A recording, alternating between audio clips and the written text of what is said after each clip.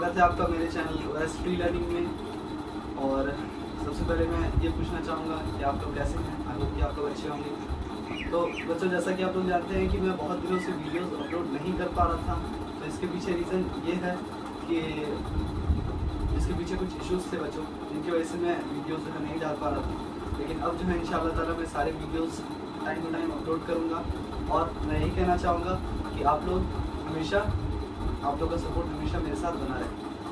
तो चलिए फिर आज का जो हमारा वीडियो है उसे हम स्टार्ट करते हैं, जो कि बायो के ऊपर होने वाला है, नर्वस सिस्टम के ऊपर। बच्चों, मैं ये बोलूँगा कि वीडियो स्टार्ट करने से पहले मैं ये बता दूँ कि जिन बच्चों ने अभी तक चैनल को सब्सक्राइब नहीं किया है तो वो बच्चे जाके चैनल को सब्सक्राइब करें, क्योंकि इसमें आप भी लोगों का फ़ायदा है। फ्री ऑफ कॉस्ट आप लोगों को मैं A to Z चीज़ यहाँ पे बता दूँगा कि ICSE कहाँ से सवाल करेगी, कहाँ से क्वेश्चन आ सकता है आप लोगों को एग्जाम्स में, और A to Z चीज़ें आप लोगों को एक्सप्लेन करूँगा। तो चलिए फिर हम लोग बिना अपना टाइम वेस्ट किए इस वीडियो को स्टार्ट। आज का जो हमारा टॉपिक होने वाला है वो होने वाला है हमारा नर्वस सिस्टम। माफ़ कीजिएगा, मेरी राइटिंग उतनी अच्छी नहीं है। तो सबसे पहले मैं आप लोगों को ये बता दूं कि इसमें हम लोग पढ़ने वाले हैं टाइप्स ऑफ नर्व्स के बारे में, यानी कि सेंसरी, मोटर और mix nerve, peripheral nerve, spinal nerves क्या होता है इसके बारे में। साथ ही साथ हम लोग पढ़ेंगे मोटर न्यूरॉन के बारे में, CNS क्या होता है उसके यानी कि सेंट्रल नर्वस सिस्टम, उसके पार्ट्स के बारे में पढ़ेंगे, फंक्शंस के बारे में पढ़ेंगे। साथ ही साथ रिफ्लेक्स एक्शंस के बारे में पढ़ेंगे, डेफिनेशंस जानेंगे उसके, और साथ ही साथ ये जानेंगे स्टिमुलस, रिस्पॉन्स, इम्पल्स, रिसेप्टर, ये सारी चीज़ें क्या होती है। ये मैंने सिर्फ एक छोटा सा आप लोगों को रिव्यू दे दिया। तो चलिए फिर सबसे पहले मैं आपको एक छोटा सा इंट्रो देता हूँ बच्चों। देखिए, अब जितने भी लिविंग ऑर्गेनिजम्स होते हैं ये तो हम लोग जानते हैं कि ये रिएक्ट करते हैं, किस चीज़ के अगेंस्ट रिएक्शन शो करते हैं, कि ये वेरियस स्टिमुलाई पर रिएक्ट करते हैं। स्टिमुलाई का मतलब होता है बच्चों चेंज, स्टिमुलाई का मतलब होता है चेंज। अब देखिए, मैं आप लोगों को एक्सप्लेन भी करता जाऊंगा, और साथ ही साथ ये 9th क्लास का टॉपिक है हमारा नर्वस सिस्टम का, ये सॉरी 8th क्लास का टॉपिक है हमारा नर्वस सिस्टम का। और मैं आप लोगों को एक्सप्लेन भी करता जाऊंगा, साथ ही साथ मैं आप लोगों को ये भी बताता जाऊंगा कि ICSE सवाल आपको करेगा कहाँ से। इंशाल्लाह ताला अगर आप वहाँ से पढ़ लेते हैं तो मैं डाउट श्योर ये बात कह सकता हूँ कि डेट श्योर ये बात कह सकता हूँ कि आप लोगों को बहुत अच्छा मार्क्स, आप लोग ज़्यादा मार्क्स स्कोर कर पाएंगे अगर वैसे ही पढ़ते हैं। तो बच्चों, जैसे कि मैंने बताया कि स्टिमुलाई का मतलब होता है चेंज। अब देखिए, जो लिविंग ऑर्गेनिजम्स होता है, लिविंग ऑर्गेनिजम्स यानी किसी भी चीज़, जो भी चीज़ जिसमें जान है उसे कहते हैं। अब ये रिएक्शन शो करता है, रिएक्ट करता है वेरियस स्टिमुलाई के अगेंस्ट, और रिस्पॉन्ड करता है, रिएक्ट करता है इन द सेंस कि अगर कोई चेंज होता है उसकी बॉडी में तो वो उसके अगेंस्ट रिस्पॉन्ड करता है। ठीक है, रिस्पॉन्ड करता है, जो कि इन्वायरमेंट में ये सारा चेंजेस होता है। अब देखिए, स्टिमुलाई जो है वो या तो एक्सटर्नल चेंज आप इसे कह सकते हैं, या इंटरनल चेंज, यानी कि बॉडी के बाहर भी हो सकता है, ऑर्गेनिज्म के बॉडी के बाहर, या ऑर्गेनिज्म के बॉडी के अंदर भी ये चेंज हो सकता है। और इसी चेंज को हम लोग कहते हैं, वी कॉल इट स्टिमुलस। ठीक है, स्टिमुलस इसी का प्लूरल है, और स्टिमुलाई जो सिंगुलर है। अब देखिए, ये जो रिएक्शन ऑर्गेनिज्म जो रिएक्शन शो करता है, जो ऑर्गेनिज्म रिएक्शन शो करता है स्टिमुलाई के अगेंस्ट, स्टिमुलाई के अगेंस्ट जो रिएक्शन शो करता है उसे हम लोग कहते हैं रिस्पॉन्स। ये भी सवाल आपका एग्जाम में पूछ सकता है बच्चों। अब देखिए, जैसा कि मैंने बोला कि एक्सटर्नल और इंटरनल दो तरीके का स्टिमुलाई होता है। एक होता है आपका एक्सटर्नल, और एक होता है एक्सटर्नल, और दूसरा होता है इंटरनल स्टिमुलाई। तो चलिए हम लोग वन बाय वन समझ लेते हैं कि एक्सटर्नल स्टिमुलाई और इंटरनल स्टिमुलाई में फर्क क्या है। फॉर एग्जांपल, मान लीजिए कि अगर कोई चेंज लिविंग ऑर्गेनिज्म, इसमें जितना भी चेंज होता है एक्सटर्नल स्टिमुलाई में, वो आपका लिविंग और नॉन लिविंग फैक्टर्स की वजह से होता है। एक्सटर्नल में जो है living and non living factors की वजह से होता है, ये याद रखिएगा। अब नॉन लिविंग फैक्टर्स क्या होता है? ये हीट की वजह से भी हो सकता है, dust, water, temperature, light, wind, इन चीज़ों की वजह से जो चेंज हो रहा है ऑर्गेनिज्म के बॉडी में, उसे हम लोग कहते हैं एक्सटर्नल स्टिमुलाई या एक्सटर्नल स्टिमुलस। अब देखिए बच्चों, जैसा कि इसका नाम सजेस्ट करता है, इंटरनल यानी अंदर, यानी कि बॉडी के अंदर। अब जो भी चेंज, जो भी स्टिमुलाई जो ऑर्गेनिज्म के बॉडी के अंदर हो रहा है, उसके बॉडी के अंदर हो रहा है, जितना भी चेंजेस, जैसे कि मान लीजिए कि फॉर एग्जांपल हम लोग को पेशाब लगता है, हम लोग यूरिनेट करते हैं जाके, तो वो हम लोग की वो सारा चेंजेस हम लोग के बॉडी के अंदर हो रहा है। We feel it inside our body. हाँ, हम लोग फील करते हैं कि नहीं, अब हम लोग को पेशाब करने जाना है, पेशाब लग रहा है। ठीक है, तो वो हम लोग फील करते हैं, वो हम लोग की बॉडी के अंदर हो रहा है वो चेंज। तो उस तरह के स्टिमुलस को हम लोग कहते हैं इंटरनल स्टिमुलस, जो कि बॉडी के अंदर हो रहा है। फॉर एग्जाम्पल की सेंसेशन टू यूरिनेट, या फिर भूख लगती है हम लोग को, सेंसेशन ऑफ हंगर, या फिर प्यास लगती है हम लोगों को, सेंसेशन ऑफ थर्स्ट, ठीक है। या फिर अगर मान लीजिए कि मुझे उल्टी आ रही है, ठीक है, कि मुझे ऐसा लग रहा है कि ऐसा सेंसेशन आ रहा है कि मैं अब वोमिट करूँगा, तो इस तरह के सेंसेशन को या इस तरह के चेंज को, इस तरह के स्टिमुलस को हम लोग कह सकते हैं इंटरनल, एज द नेम सजेस्ट, इंटरनल यानी कि बॉडी के अंदर। तो आई होप कि आपको यहाँ तक बच्चों इंट्रोडक्शन समझ में आया होगा, स्टिमुलस क्या होता है, रिस्पॉन्स क्या होता है। आई होप कि आपको अच्छे से यहाँ तक समझ में आया होगा। जो भी रिएक्शन ऑर्गेनिज्म शो करता है स्टिमुलाई के अगेंस्ट, उसे कहते हैं रिस्पॉन्स। तो ये जो भी यहाँ पे मैंने बताया बच्चों, ये बहुत ही इंपॉर्टेंट है, एग्जाम में पूछा जा सकता है, 1-2 मार्क्स का पूछा ही जा सकता है। स्टिमुलस या रिस्पॉन्स का डेफिनेशन या फिर नेम द फॉलोइंग में पूछा जा सकता है। अब देखिए बच्चों, हम लोग ये भी जानते हैं कि ह्यूमन बॉडी जो है उसमें बहुत सारा सिस्टम्स होता है, जैसे कि digestive system, respiratory system, cardiovascular system. अब देखिए हम लोग ये भी जानते हैं कि ये सारा सिस्टम एक साथ मिलकर काम करता है, दे वर्क टुगेदर। लेकिन हम लोग ये भी जानते हैं कि ये अपना अपना पर्टिकुलर फंक्शन जो है वो परफॉर्म करता है। अब ऐसा नहीं है कि डाइजेस्टिव सिस्टम का काम जो है वो सर्कुलेटरी कर रहा है या सर्कुलेटरी का काम जो है वो रेस्पिरेटरी कर रहा है, ऐसा नहीं होता है। सब कोई अपना अपना काम परफॉर्म करता है। फॉर एग्जाम्पल अब एडमिनिस्ट्रेटिव सिस्टम है, फॉर एग्जाम्पल मान लीजिए एडमिनिस्ट्रेटिव सिस्टम होता है ना, अब एडमिनिस्ट्रेशन के डिपार्टमेंट में क्या होता है, सब ऑफिसर्स अपना अपना काम करते हैं। लेकिन ठीक है, वो लोग अपना काम कर रहे हैं, हाउएवर दे आर वर्किंग, वो लोग अपना अपना काम कर रहे हैं, लेकिन वो लोग सब मिलके एक कोऑर्डिनेटेड मैनर में काम करते हैं। उसी तरह से ह्यूमन बॉडी के अंदर भी एक इतना सारा जो हमारा सिस्टम है, फॉर एग्जाम्पल डाइजेस्टिव सिस्टम है, रेस्पिरेटरी सिस्टम है, सर्कुलेटरी सिस्टम है, नर्वस सिस्टम है, ये लोग सब मिलके कोऑर्डिनेटेड मैनर में काम करता है, तभी ह्यूमन बॉडी जो है अच्छे से काम कर पाता है। अब देखिए ये सारा सिस्टम बच्चों एक दूसरे से रिलेटेड है, या closely related to each other, चाहे रेस्पिरेटरी और सर्कुलेटरी, नर्वस, कोई भी सिस्टम हो, ये सब आपस में they are closely related to each other, ठीक है। अब देखिए इसलिए ये जरूरी है कि इनके बीच जो है वो कोऑर्डिनेशन बना रहे अमंग ऑल ऑफ देम, और जितना भी ऑर्गन्स है उसके बीच में कोऑर्डिनेशन बना रहे, यानी वो लोग सब सही से काम करते रहे साथ मिलकर। अब देखिए ये जो इंटरेक्शन है, जैसे कि मैंने बोला कि इन अलग अलग सिस्टम्स के बीच में जो है बहुत क्लोज इंटररिलेशन है, ठीक है।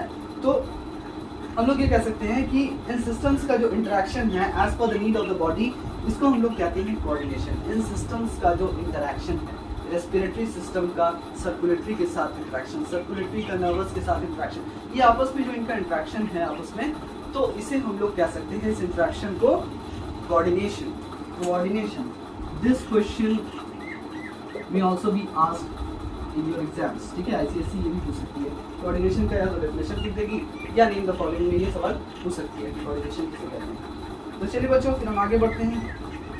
कोऑर्डिनेशन वो प्रोसेस है जिसके थ्रू जो है दो या दो से ज़्यादा ऑर्गन्स जो है आपस में इंटरैक्ट करते हैं, ठीक है। दो या दो से ज़्यादा ऑर्गन्स जो है आपस में इंटरैक्ट करते हैं, जिस प्रोसेस के थ्रू उसे कहते हैं कोऑर्डिनेशन। ये सवाल आपका 1 मार्क्स का आ सकता है। तो चलिए फिर हम आगे बढ़ते हैं बच्चों, और हम लोग ये समझ लेते हैं कि कितने तरह का कोऑर्डिनेशन होता है। टाइप्स ऑफ कोऑर्डिनेशन के बारे में पढ़ लेते हैं, इसे हम लोग मिटा लेते हैं। चलिए बच्चों हम लोग ये समझते हैं कि टाइप ऑफ कोऑर्डिनेशन कौन कौन सा, कितने तरह का कोऑर्डिनेशन होता है। अब देखिए बच्चों अलग अलग एक्टिविटीज़ का जो कोऑर्डिनेशन होता है ये मेजरली 2 तरह का होता है। एक होता है नर्वस कोऑर्डिनेशन और दूसरा होता है हमारा केमिकल कोऑर्डिनेशन। तो चलिए फिर हम इसे बारी बारी से समझ लेते हैं कि नर्वस कोऑर्डिनेशन क्या होता है। नर्वस कोऑर्डिनेशन क्या होता है और दूसरा केमिकल कोऑर्डिनेशन क्या होता है। देखिए बच्चों नर्वस कोऑर्डिनेशन जो होता है वो सेंस ऑर्गन की वजह से होता है। नर्वस कोऑर्डिनेशन जो हमारा होता है वो सेंस ऑर्गन की वजह से होता है, जैसे कि उसमें तुम्हारा नर्व्स और ब्रेन का इन्वॉल्वमेंट होता है। अगर पूछा जाए कि नर्वस कोऑर्डिनेशन में किसका इन्वॉल्वमेंट होता है, तो इसमें नर्व्स का और ब्रेन का इन्वॉल्वमेंट होता है, और ये आपका सेंस ऑर्गन्स की वजह से होता है। हो सकता है name the coordination which is brought about by sense organs, ठीक है।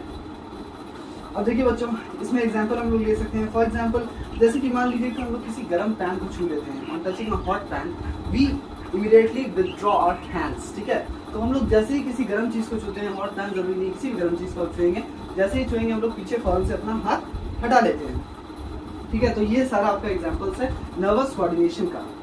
या फिर मान लीजिए जब हम लोग क्रिकेट खेलते हैं या कोई भी गेम खेल रहे हैं, टेनिस खेल रहे हैं, तो उसमें हम लोग का विजुअल कोऑर्डिनेशन, मस्कुलर कोऑर्डिनेशन और मेंटल कोऑर्डिनेशन तीनों एक साथ काम कर रहा होता है बच्चों। क्योंकि जब हम लोग क्रिकेट खेलते हैं तो हम लोग को सही से देखना भी जरूरी है। अगर हम लोग सही से नहीं देखेंगे तो बॉल को शॉट नहीं मार पाएंगे। और साथ ही साथ हम लोग का मस्कुलर कोऑर्डिनेशन भी होना चाहिए, क्योंकि जब तक मसल्स काम नहीं करेंगे तो आप बॉल को हिट कैसे करेंगे बैट से। तीसरी चीज की हम लोग मेंटली भी प्रिपेयर्ड होने चाहिए। तो यहाँ पे visual, muscular as well as mental coordination हो रहा है। तीन अलग अलग चीजों का कोऑर्डिनेशन हो रहा है, तीनों साथ मिलकर काम कर रहे हैं, तभी हम लोग इस गेम को खेल पा रहे हैं। ठीक है, अब देखिए बच्चों, हमारा जो दूसरा कोऑर्डिनेशन है वो है केमिकल कोऑर्डिनेशन। ये तो पहला था, और दूसरा जो है वो केमिकल कोऑर्डिनेशन। ये भी आपका एग्जाम में या तो नेम द फॉलोइंग या फिर डेफिनेशन के तौर पे पूछा जा सकता है कि what is chemical coordination, what is nervous coordination, या फिर आपको नेम द फॉलोइंग में सिंपली इसका डेफिनेशन दे देगा, उठा के और बोलेगा कि ये कौन सा कोऑर्डिनेशन है, then you have to write nervous coordination. या फिर इसका उठा के दे देगा डेफिनेशन और पूछेगा कि कौन सा कोऑर्डिनेशन है, then you have to write chemical coordination. अब देखिए बच्चों, केमिकल कोऑर्डिनेशन क्या होता है। जैसे कि मैंने बोला था कि nervous coordination is brought about by sense organs, और उसमें आपका नर्व्स का और ब्रेन का इन्वॉल्वमेंट हो रहा है। लेकिन यहाँ पे ऐसा नहीं हो रहा बच्चों, ये सेंस ऑर्गन्स की वजह से नहीं होता है, ये आपका केमिकल मैसेंजर्स की वजह से होता है। Chemical, it is brought about by chemical messenger. और केमिकल मैसेंजर हम लोग किसको बोलते हैं, आप लोग जानते हैं बच्चों।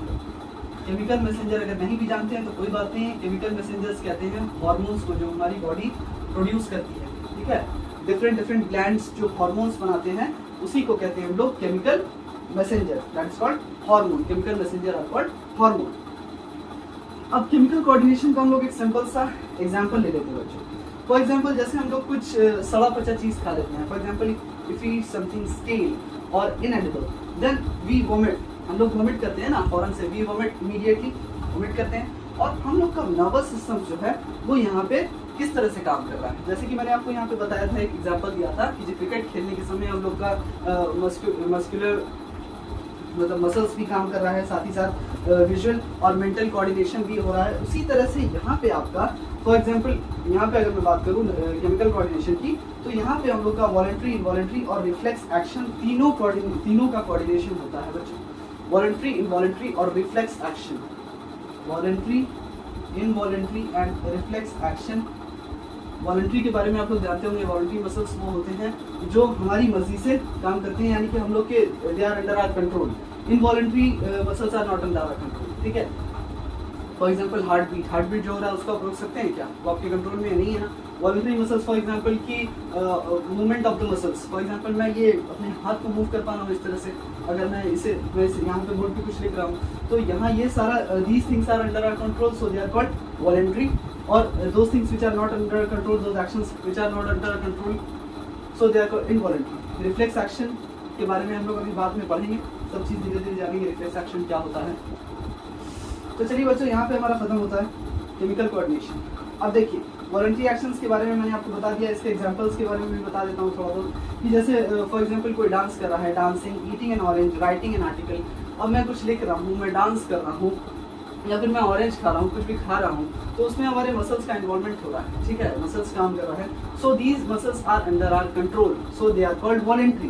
इनवॉलंटरी में जैसा कि मैंने बताया आपको कि अगर हार्ट बीट हो रहा है, या फिर अगर फॉर एग्जांपल कि बहुत ठंडे का मौसम है, जैसे कि अभी ठंडे के दिन आने वाले हैं, अब देखिएगा जब बहुत ज़्यादा जाड़ा पड़ता है तो फिर हम लोग शिवर करते हैं, ये इस तरह से थरथराते हैं ना।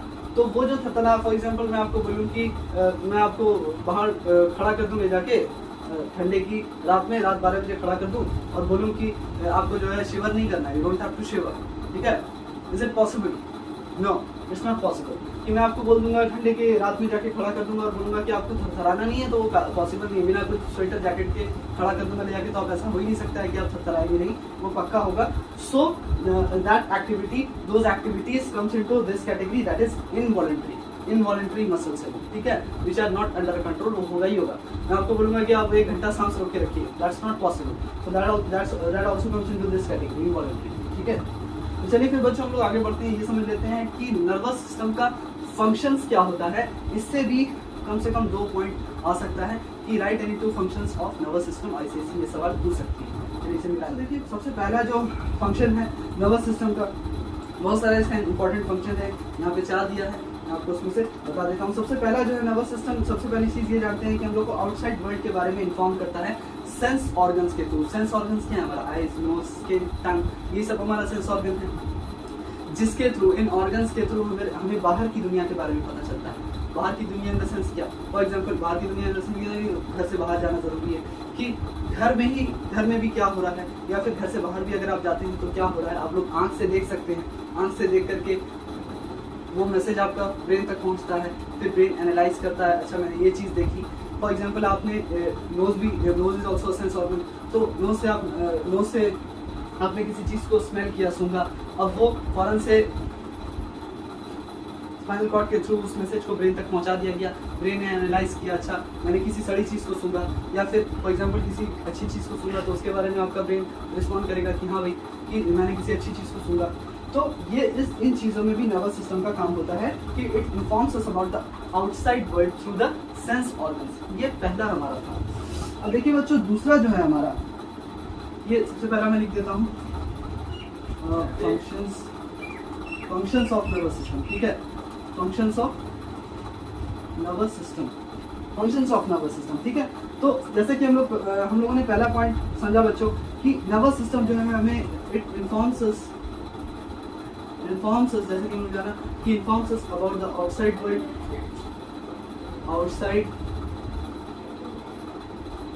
वर्ल्ड, लिखने में टाइम वेस्ट होगा, ज़्यादा बड़ा हम लोग लिखेंगे, ये पहला वाला हम लोग समझ गए। दूसरा चीज़ की it helps us to think and remember, ठीक है, कितना आसान है, TNR, थिंक एंड रिमेंबर, सोचने समझने में हेल्प करता है, चीज़ों को याद करने में हेल्प करता है। अब देखिए बच्चों, नर्वस सिस्टम जो है हमारे इनवॉलंटरी एक्टिविटीज़ को भी रेगुलेट करता है। जैसे थोड़ा देर पहले हम लोगों ने पढ़ा था केमिकल कोऑर्डिनेशन में कि इनवॉलंटरी एक्टिविटीज़ क्या होता है, which are not under our control, जैसे कि हार्ट बीट हुआ, जैसे कि सांस लेना, ब्रीदिंग, सो इट कंट्रोल्स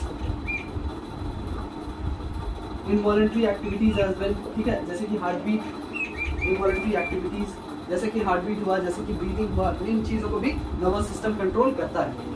मैं आपको एक और चीज़ बता दूं बच्चों कि नर्वस सिस्टम एक तरह से मैं बोल सकता हूं कि और भी जितने सिस्टम्स हैं उन सब का मास्टर बोल सकते हैं आप नर्वस सिस्टम को, क्योंकि नर्वस सिस्टम नहीं रहेगा तो कोई सिस्टम भी काम नहीं करेगा, ठीक है, चाहे सर्कुलेटरी हो, रेस्पिरेटरी हो, नर्वस सिस्टम उन सब का एक तरह से बोल सकते हैं पिताजी हैं वो सब सारे सिस्टम के। नर्वस सिस्टम आखिरी जो हमारा फंक्शन है नर्वस सिस्टम का वो ये है कि वो कंट्रोल करता है और भी बाकी सिस्टम्स को, various systems of the body, जैसे कि सर्कुलेटरी, जैसे कि मैंने अभी बताया आपको कि नर्वस सिस्टम के बिना और कोई सिस्टम काम नहीं करेगा। So it controls various systems of the body such as respiratory system, circulatory system और भी जो डाइजेस्टिव सिस्टम, एक्सक्रीटरी सिस्टम, जितने भी सिस्टम्स हैं उन्हें कंट्रोल कौन करता है, तो उन्हें नर्वस सिस्टम कंट्रोल करता है। ये सवाल भी आपका ICSE पूछ सकता है कि बाकी सारे सिस्टम्स को कंट्रोल, जितने भी सिस्टम्स है बॉडी में उन्हें कंट्रोल कौन करता है बेसिकली, तो उन्हें नर्वस सिस्टम कंट्रोल करता है। Controls various systems in the body, various systems. तो चलिए बच्चों, यहाँ तक आई होप कि आप लोगों को समझ में आया होगा। अब जो मेन पार्ट है चैप्टर का, अब वो शुरू होता है। यहाँ से मेन पार्ट हम इसे मिटा लेते हैं, स्टार्ट करते हैं। हम लोग एनिमल्स में नर्वस सिस्टम किस तरह से काम करता है, हम लोग भी एनिमल्स में ही आते हैं, ह्यूमंस, ठीक है। तो नर्वस सिस्टम एनिमल्स में किस तरह से काम करता है उसके बारे में हम लोग थोड़ा सा डिटेल वे में समझते हैं।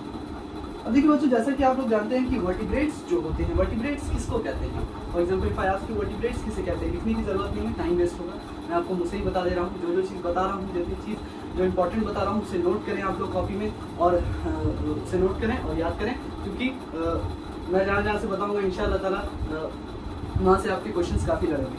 अब देखिए, वर्टिब्रेट्स जैसा कि आप लोग जानते हैं, जिसकी रीढ़ की हड्डी होती है, उसे कहते हैं हम लोग vertebrates. For example we humans are vertebrates, ठीक है, कुत्ता है, ये सब सारा क्या है, वर्टिब्रेट्स है। अब देखिए, वर्टिब्रेट्स का वेल डेवलप्ड नर्वस सिस्टम होता है। ये आपका ट्रू और फॉल्स में भी आ सकता है, इट्स ट्रू ऑब्वियस। अब देखिए, वर्टिब्रेट्स में जो नर्वस सिस्टम होता है ये हम लोग को वेरियस बॉडी फंक्शंस परफॉर्म करने में हेल्प करता है, ये हम लोग को वेरियस एक्टिविटीज़ परफॉर्म करने में हेल्प करता है। जैसे कि हम लोग जानते हैं कि नर्वस सिस्टम हम लोग को अलग अलग एक्शंस, अलग अलग एक्टिविटीज़ परफॉर्म करने में हेल्प करता है, क्योंकि ये मास्टर है एक तरह से। जैसे कि पिट्यूटरी ग्लैंड आपका मास्टर ऑफ ऑल ग्लैंड्स होता है, उसी तरह से आपका nervous system master of all the systems होता है, as it controls various other systems, ठीक है। अब देखिए बच्चों, नर्वस सिस्टम जो वर्टिब्रेट्स में होता है, it is the main coordinating and integrating system of the body. Name the following का सवाल है, It is the main coordinating and integrating system of the body. What is it? It's nervous system. अब देखिए बच्चों, अगर ये पूछा जाए आपसे नेम द फॉलोइंग में कि नर्वस सिस्टम किस चीज से बना है, तो भैया ये नर्व सेल से बना है। कौन से सेल से बना है? ये नर्व सेल से बना है। Nerve cell which is also called neuron. ठीक है, ये सवाल आपका नेम द फॉलोइंग में पूछ सकता है बच्चों कि नर्वस सिस्टम आपका कौन से सेल से बना है? Nerve cell which is also called neuron. Very important question for 1 marks. अब देखिए, हम लोग ये जानते हैं कि मैसेज जो है वो ट्रांसफर होता है नर्व सेल्स के थ्रू। मैसेज जो है वो ट्रांसफर होता है नर्व सेल्स के through in the form of electric signals. अगर ये पूछा जाए कि मैसेजेस जो होता है, मैसेजेस किसके थ्रू ट्रांसफर होता है, तो मैसेजेस जो होता है वो नर्व सेल्स के थ्रू ट्रांसफर होता है। नर्व सेल्स के थ्रू कौन ट्रांसफर करता है? नर्व सेल्स मैसेज ट्रांसफर करता है, और ये इलेक्ट्रिक सिग्नल्स के फॉर्म में ट्रांसफर करता है। इलेक्ट्रिकल सिग्नल्स के फॉर्म में ट्रांसफर करता है, और इसी को हम लोग कहते हैं, इस इलेक्ट्रिक सिग्नल्स को हम लोग कहते हैं इम्पल्स। Very important question. या तो आपका इसका डेफिनेशन पूछ देगा, या फिर इसको नेम द फॉलोइंग में पूछ देगा कि messages are transferred through nerve cells in the form of electric signals and what is it called? Impulse. This is the question for 1 mark. अब देखिए बच्चों, इम्पल्स हम लोग जानते हैं केमिकल डिस्टर्बेंस है। Impulse the chemical disturbance. और चलिए ये क्लियर है यहाँ पे। अब देखिए, नर्व जो है, नर्व जो होता है, जैसे कि मैंने बात किया है नर्व सेल के बारे में। अब नर्व जो है उसमें नर्व फाइबर का बंडल होता है। ठीक है, नर्व फाइबर का बंडल होता है। बंडल आप कह सकते हैं गुच्छे को। ठीक है, गुच्छे को। तो nerve consist of a bundle of dash. Nerve consist of a bundle of dash. So the answer is nerve fibres. Very easy, 1 marks का क्वेश्चन। अब देखिए, मैं आपको बता दूं कि ह्यूमन बॉडी में 30,000 मिलियन से भी ज्यादा नर्व्स पाए जाते हैं। 30,000 मिलियन, आप समझ रहे हैं? 1 मिलियन 10 लाख के बराबर होता है। 30,000 मिलियन से भी ज्यादा, 30,000 मिलियन से भी ज्यादा नर्व फाइबर पाए जाते हैं। या फिर आप 30,000 के लगभग बोल सकते हैं, या 30,000 से कुछ आगे पीछे, अलग अलग ह्यूमन बॉडीज में थोड़ा थोड़ा फर्क होता है। किसी में 30,000, किसी में थोड़ा कम, किसी में थोड़ा ज्यादा, उतना सा वेरिएशन होता है। अब देखिए, नर्व इम्पल्स का जो स्पीड है बच्चों, ये भी आपसे पूछ सकता है कि speed of nerve impulse, speed of nerve impulse कितना होता है। मैंने आपको बताया कि इम्पल्स इलेक्ट्रिक सिग्नल्स को कहते हैं।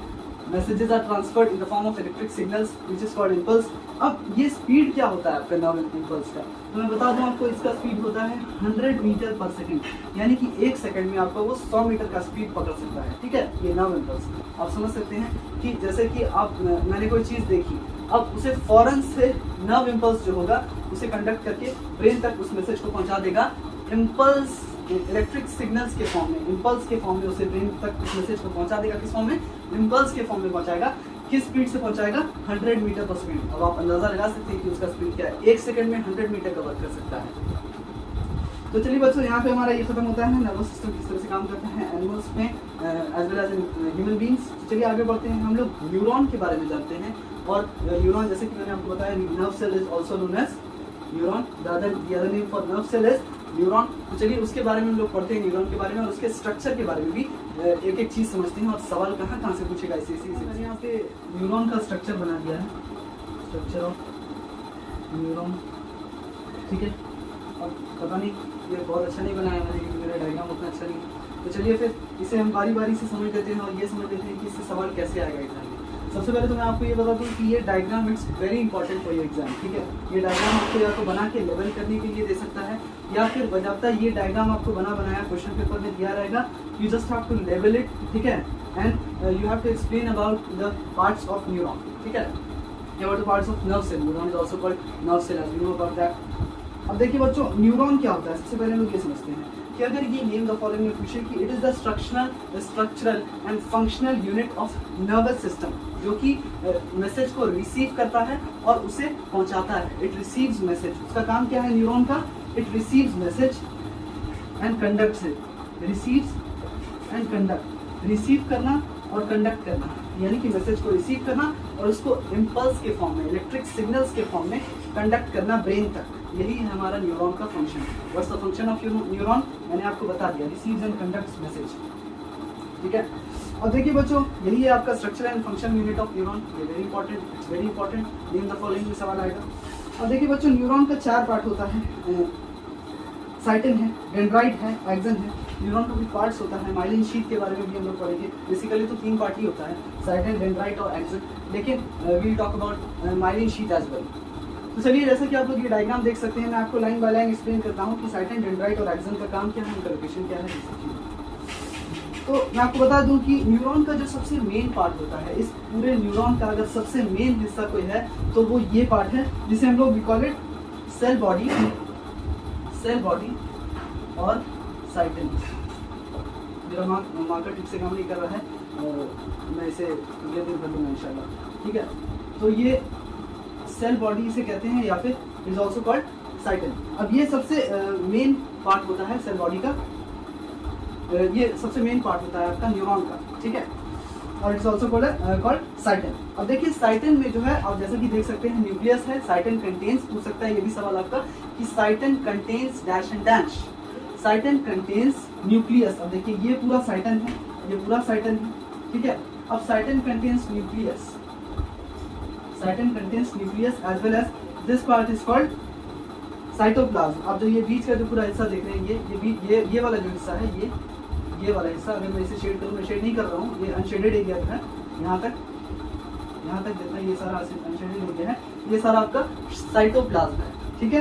तो cyton contains nucleus and cytoplasm, very important question. दूसरी चीज हम लोग समझ लेते हैं बच्चों की डेंड्राइड क्या होता है या डेंड्रॉन क्या होता है।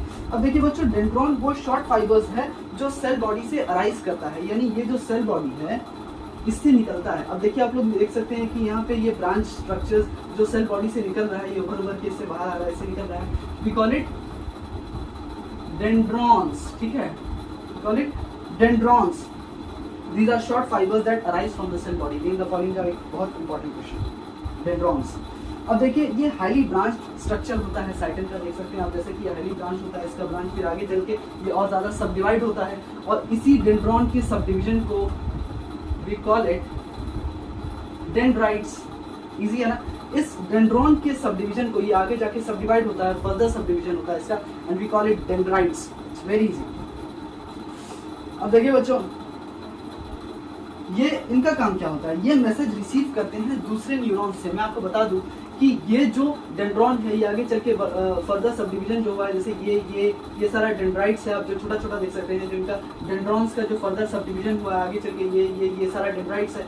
अब ये कनेक्ट करता है दूसरे न्यूरॉन से, ये दूसरे न्यूरॉन से कनेक्ट करता है, और जिस पॉइंट पे वो कनेक्ट करता है दूसरे न्यूरॉन से, उस पॉइंट को कहते हैं साइनैप्स। साइनैप्स के बारे में हम लोग अगली वीडियो में पढ़ेंगे। आज के लिए हम लोग एक लिमिटेड एडिशन तक ही समझेंगे कि डेंड्रॉन साइनैप्स के बारे में हम लोग दूसरे दिन पढ़ेंगे। अब देखिए बच्चों, हम लोगों ने ये समझ लिया कि डेंड्रॉन्स क्या होता है, डेंड्राइट्स जो है वो डेंड्रॉन्स का ही फर्दर सब डिविजन को कहते हैं। अब देखिए, अब एक्सन के बारे में हम लोग समझते हैं कि एक्सन क्या है, ये भी बहुत इंपॉर्टेंट है। देखिए बच्चों, एक्सन जो है वो एक लंबा स्पेशलाइज्ड प्रोसेस है जो कि साइटन के दूसरे हिस्से से उभर के बाहर आता है। अब देखिए ये साइटन है, ये पूरा साइटन है, जैसा कि मैंने आपको बताया, ये पूरा साइटन है, और साइटन के इस वाले पार्ट से ये पूंछ के जैसा, साइटन के दूसरे वाले पार्ट से ये पूंछ के जैसा उभर के यहाँ से बाहर आ रहा है, और इसी लॉन्ग टेल स्ट्रक्चर को, टेल लाइक स्ट्रक्चर को हम लोग कहते हैं axon. Very easy, name the following में सवाल आ सकता है। It is the long specialised process arising from the other side of Saturn. This side, it arises from this side of Saturn. So this is called, sorry, not this one. This one is called axon. ये आपका बीच वाला, जो ये बीच वाला tube देख रहे हैं, इसे एक्सन कहते हैं। ये क्या है मैं आपको बताता हूँ।